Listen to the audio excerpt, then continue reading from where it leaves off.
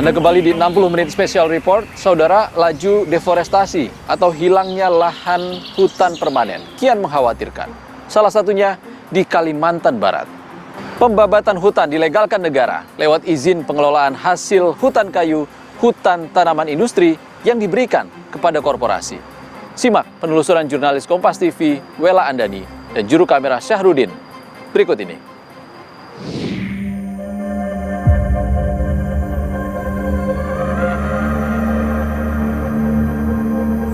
Rasanya lebih baik cepat ikut Bapak mati aja.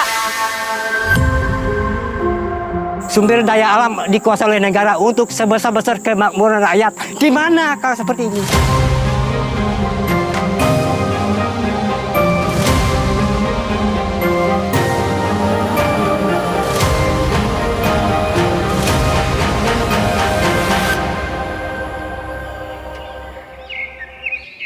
Hutan Borneo, paru-paru bumi terbesar kedua setelah hutan hujan Amazon, semakin sesak, terhimpit dan terkikis. Laju deforestasi atau hilangnya lahan hutan permanen kian mengkhawatirkan. Di Kalimantan Barat, pembabatan hutan dilegalkan negara lewat izin pengelolaan hasil hutan kayu, hutan tanaman industri yang diberikan kepada korporasi. Lahan terbuka seluas 136.000 hektar yang terbentang dari Kabupaten Ketapang hingga Kayong Utara jadi bukti pembabatan masif itu. Koalisi masyarakat sipil yang terdiri dari berbagai LSM mengungkap, tahun 2023 Kalimantan Barat bertahta menjadi provinsi dengan luas deforestasi terbesar. Selain lingkungan, masyarakat setempat turut jadi korban pembukaan lahan. Salah satu wilayah terdampak Dusun Lelayang, Desa Kualan Hilir, Kecamatan Simpang Hulu, Kabupaten Ketapang. Kesanalah saya menuju. Dari ibu kota Pontianak, perjalanan panjang ratusan kilometer harus ditempuh untuk sampai ke Dusun Lelayang. Butuh waktu lebih dari setengah hari dengan medan menantang. Dimulai melewati aspal mulus, berganti jalan tanah bergelombang, hingga bertemu jalan lumpur ekstrim. Kendaraan rusak akibat jalan lumpur adalah hal lumrah bagi warga.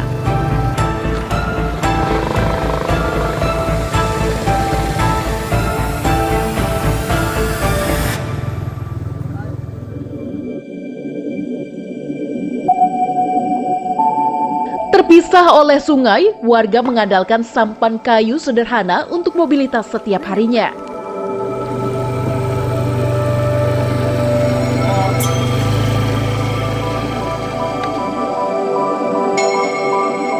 Jauh dari hiruk-pikuk kota, pagi di Dusun Lelayang penuh kesederhanaan.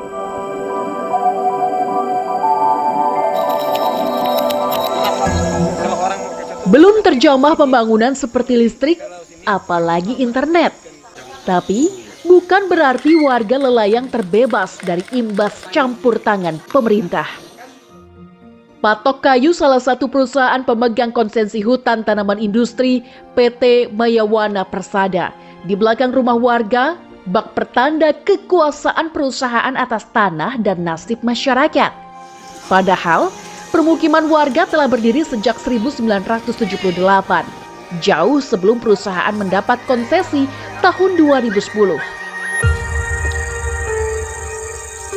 Maria Adoh, salah satu warga Dusun Lelayang, menyebut sekitar 20 hektar perkebunan karet di Lelayang Goli yang diusahakannya bersama almarhum suami sejak 1997 kini rata dengan tanah.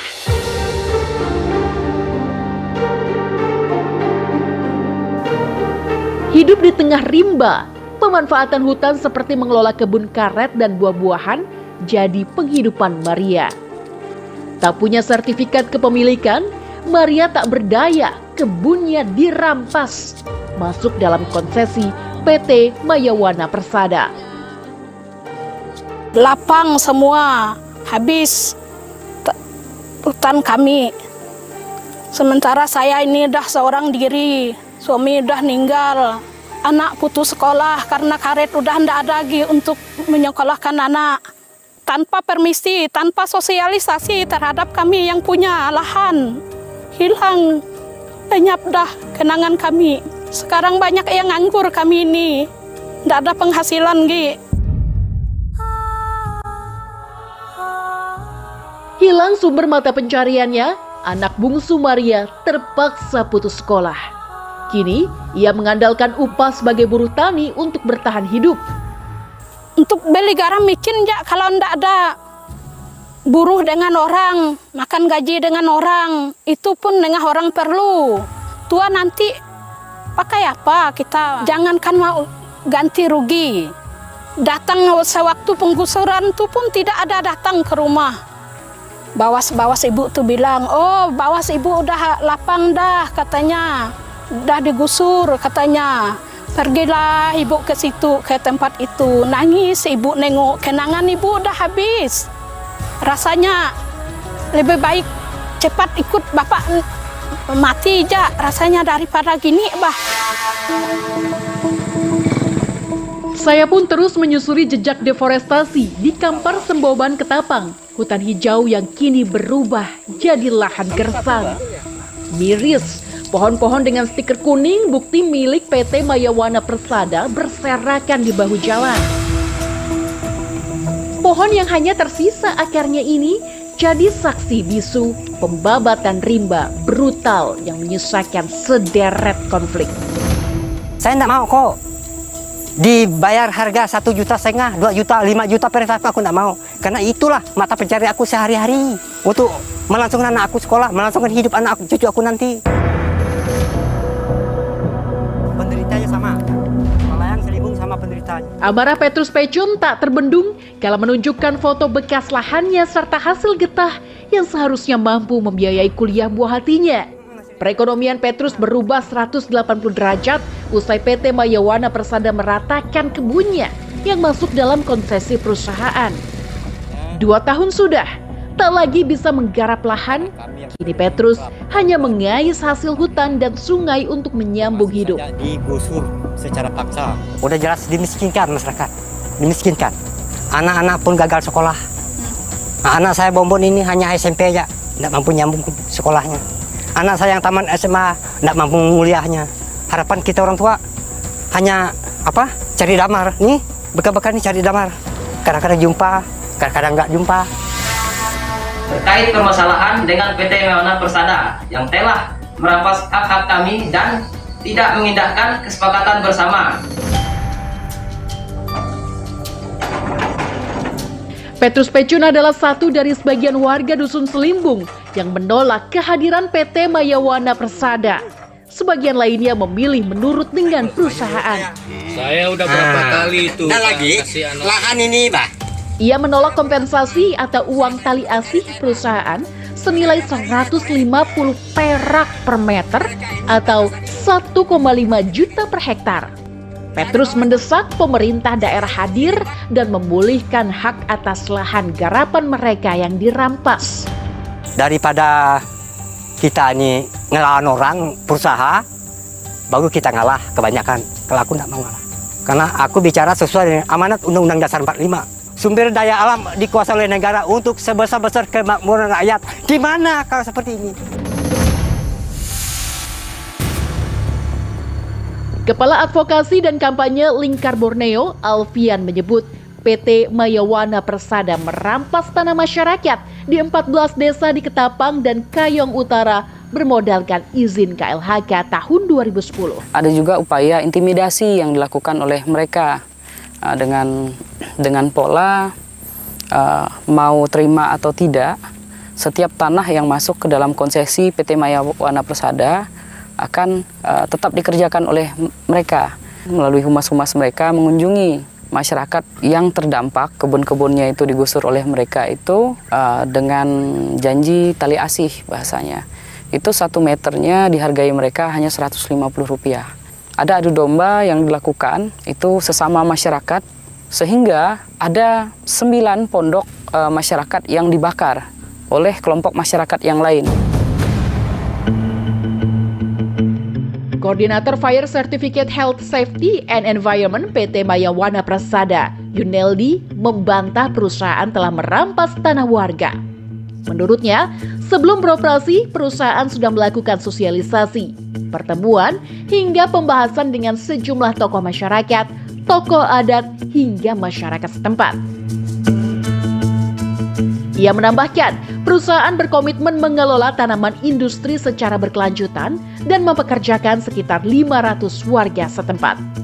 Perusahaan sebelum operasional itu sudah duduk bareng adat desa. Jadi sudah bercerita, diskusi mengenai kapan mau operasional, berapa mau kita bayar, di mana lokasi mau kita garap. Itu berbasiskan pengelolaan hutan lestari, dan itu sudah kita dapati dari pemerintah. Jadi tidak mungkin kita melakukan pengelolaan itu asal-asalan. Sementara, Direktur Pencegahan dan Pengamanan LHK Rudianto Saragih Napitu menyanggah pemerintah lepas tangan atas nasib lahan masyarakat adat Lelayang. Izin konsesi terbit berdasarkan kajian akademis perusahaan terkait dampak lingkungan atau AMDAL.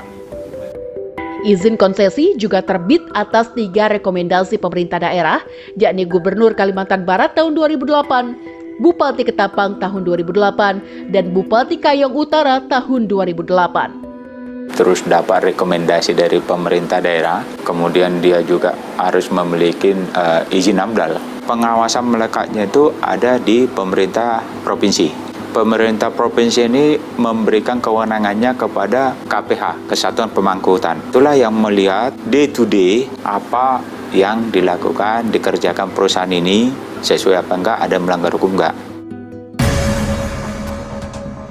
Kepala Adat Dusun Lelayang, Tarsisius Fendi Sesupi menyebut, masyarakat sangat menyayangkan pemberian konsesi oleh pemerintah.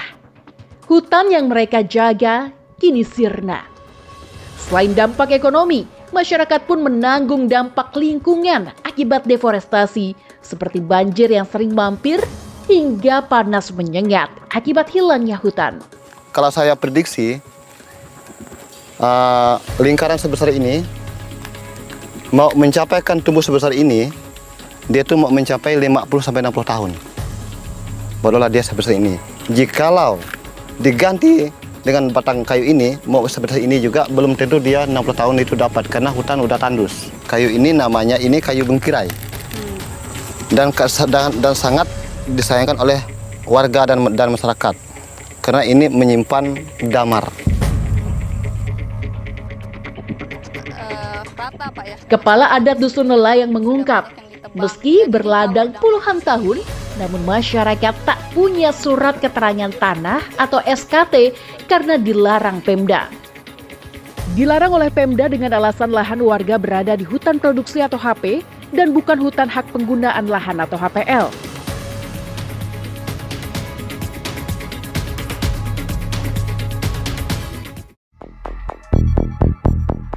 Bagi masyarakat adat Lelayang, hutan bak supermarket yang menyediakan segala kebutuhan mereka. Namun, akibat pembukaan lahan, kini warga kesulitan mencari lauk pauk. Bahkan air minum telah tercemar. Dulunya air kami jernih, yang bisa dikonsumsi oleh masyarakat tanpa direbus. Sekarang harus diendap 1 minggu, barulah bisa diminum dan direbus. Terus, kami mau berburu, dulunya hutan ini masih lebat, alam masih ada. Itu kami dapat, sekarang 1 bulan kami berburu, 1 pun tidak dapat. Pembukaan lahan hutan oleh perusahaan terus bergulir. Tak hanya lingkungan dan warga terdampak, keberlangsungan hidup satwa hutan pun terancam. Lantas, adakah solusi dari negara?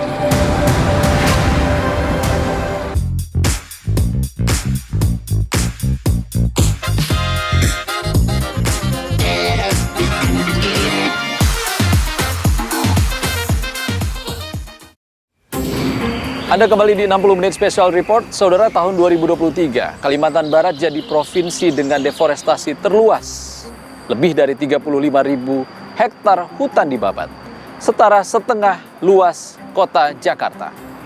Tak hanya masyarakat jadi korban, Koalisi Masyarakat Sipil mengkaji lebih dari 64% total wilayah konsesi perusahaan merupakan habitat orang utan.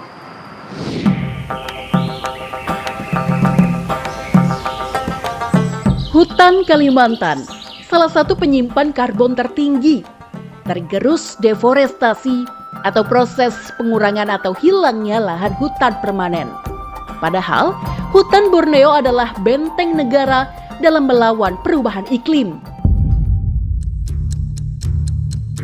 Tahun 2023, Kalimantan Barat menjadi provinsi luas deforestasi terbesar. 35.162 hektar lahan dibabat, setara setengah luas kota Jakarta. Izin konsesi pembukaan hutan diberikan negara dengan alasan investasi. Selain masyarakat setempat, satwa pun jadi korban.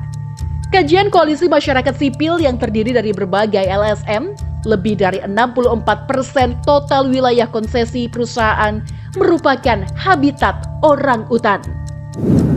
Kepala Desa Padu Banjar, Kecamatan Simpang Hilir, Kabupaten Kayong Utara, membenarkan sepanjang tahun 2024 sudah 3 kali orang utan masuk ke permukiman warga akibat rusaknya habitat mereka. Pasalnya, Desa Padu Banjar berbatasan dengan wilayah konsesi PT Mayawana Persada. Itu sampai udah di belakang rumah manen buah kelapa warga. Ada langsung ke belakang kebun dan dia berpindah. Dan dia tidak mau lari.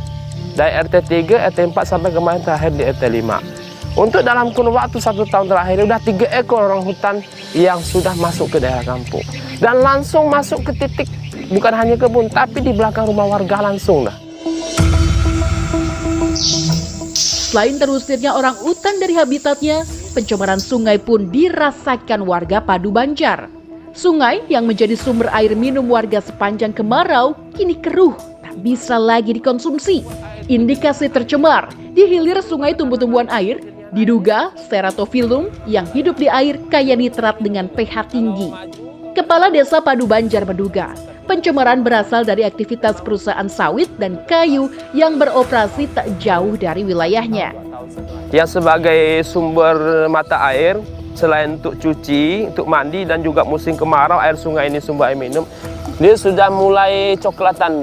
Terus sudah mulai tumbuh. Ini tidak tahu saya bilangnya apa nih. Tapi ini sangat merugikan. Dulu ini tidak ada tanaman seperti ini, Pak. Ini hampir sepanjang dari depan tepi sungai sampai area kurang lebih 300 meteran dari sungai. Ini dah tumbuhan. Dan ini sangat merugikan kita. Warganya nggak tahu ini apa? Nggak tahu ini. Ini apa nih? Kalau ini biasa kita lihat di daerah di parit saluran perusahaan biasa tumbuh tanaman ini, Pak. Kasdi, Kepala Desa Padu Banjar mengaku telah melayangkan protes. Namun hingga kini tak ada respons dari Pemda setempat. Mau menggarap lahan bahkan mengambil kayu ini untuk membuat rumah, kita diatur dalam peraturan hutan desa tidak boleh digarap. Tapi sementara di atas kami mereka begitu saja garap. Kami yang menjaga masyarakat kami di desa, tapi di atas kami itu sudah selesai barang ini. Sudah tidak ada kayu lagi. Dan paling sangat dirugikan, air pembuangan airnya langsung tembak ke sungai kami. Puluhan ribuan hektar pada saat curah hujan yang tinggi bersama di desa kami, mereka tidak ada penjaga hutan, sudah lapang dengan tanah, airnya terus otomatis langsung turun ke parit. Untuk melihat langsung pembukaan lahan di Kayong Utara, saya menyusuri sungai sejauh belasan kilometer dari Desa Padu Banjar. Dalam perjalanan sekitar 3 jam, saya mendapati sebagian besar air sungai keruh, berlapis minyak, tak layak konsumsi. Padahal, air hutan khas Kalimantan seharusnya jernih kemerahan. Kian mendekati lahan gambut, berbagai satwa seperti bangau dan oa-oa pun menyambut. Usai 3 jam perjalanan menyusuri sungai, masih dibutuhkan 2 jam perjalanan menembus lebat hutan gambut untuk masuk ke konsesi PT Mayawana Persada. Dalam perjalanan ditemukan 2 sarang orang utan. Ini jadi salah satu bukti habitat mereka masuk dalam konsesi. Bila hutan dibuka, mereka mau tidak mau harus berpindah mencari rumah baru. Itu sarang. Sarang orang hutan, Pak, ya? Iya. Kalau ada sarang di situ artinya apa? Artinya populasi mereka masih ada gitu di sekitar kawasan ini. Mereka terusir dari kawasan yang lain terus pindah ke sini? Iya, tapi kalau memang kawasan ini digarap oleh pihak PT, otomatis individu ini akan berpindah lagi ke tempat yang lebih mereka nyaman gitu.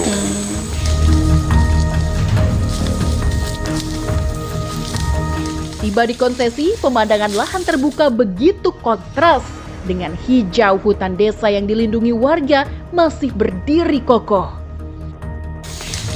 800 meter itu sudah berbatasan dengan hutan desa. Kami terus melakukan atau berupaya menjaga agar di kawasan hutan desa itu tetap lestari. Sementara mereka enak-enakan aja membuka lahan dengan secara brutal. Apa yang kami lakukan selama ini itu sia-sia, sehingga habitat tersebut sudah jarang kami ketemui.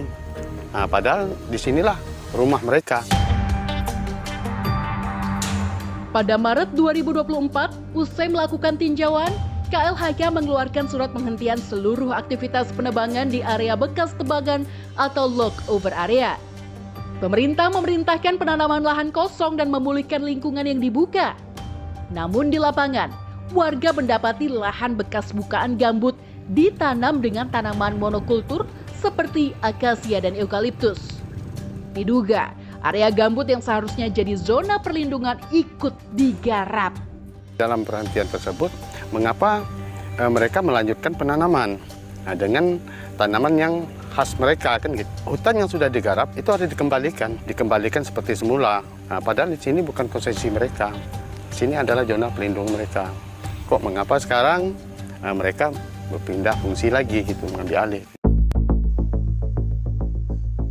Kajian Satya Bumi LSM yang tergabung dalam Koalisi Masyarakat Sipil menemukan PT Wayawana Persada melanggar wilayah hutan alam dan hutan lindung di Kalimantan Barat. Butuh ratusan tahun untuk mengembalikan hutan Kalimantan yang terlanjur di babak perusahaan.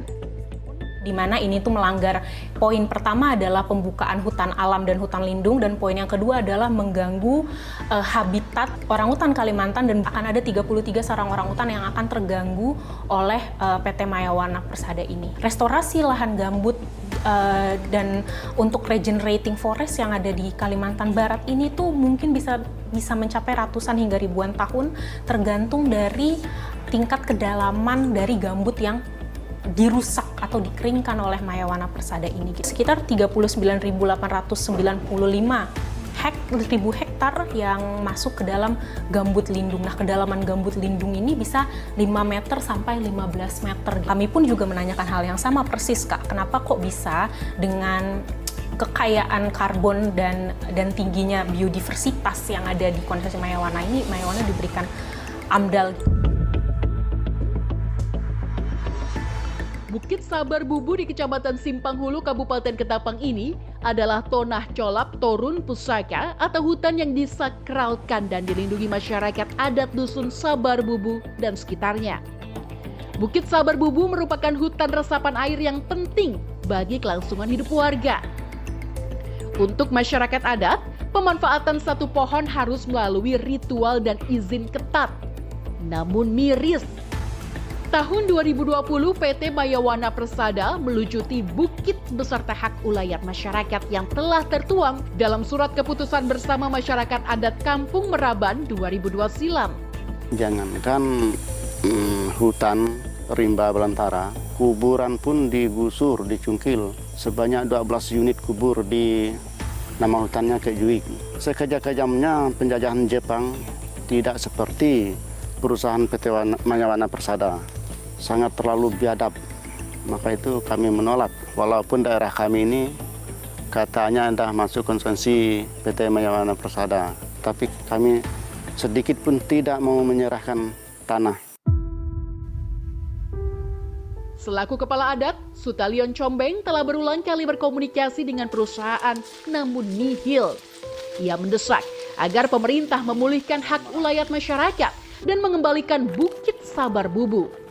Mereka katakan ini nanti kami akan laporkan ke manajemen.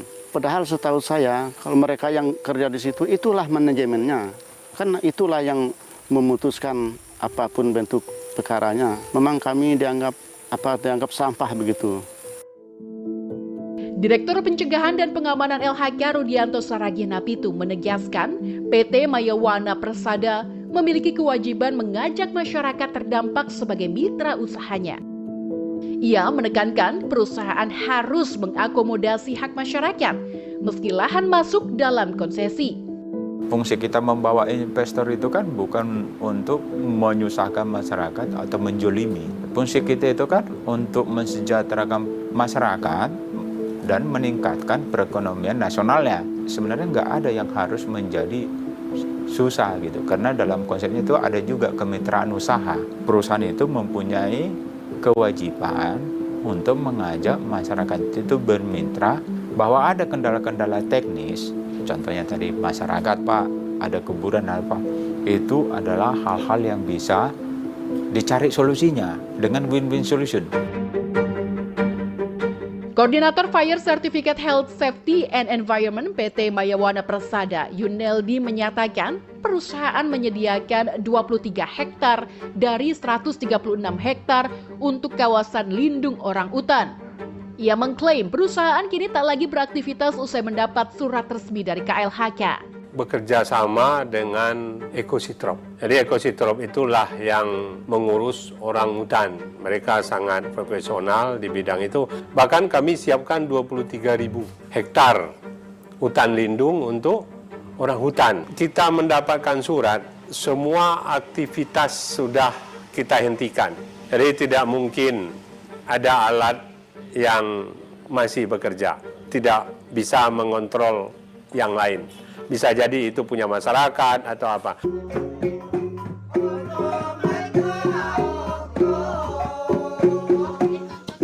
Asa terus ada.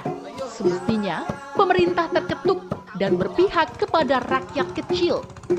Jangan biarkan mereka berjuang sendiri menjaga hutan untuk masa depan.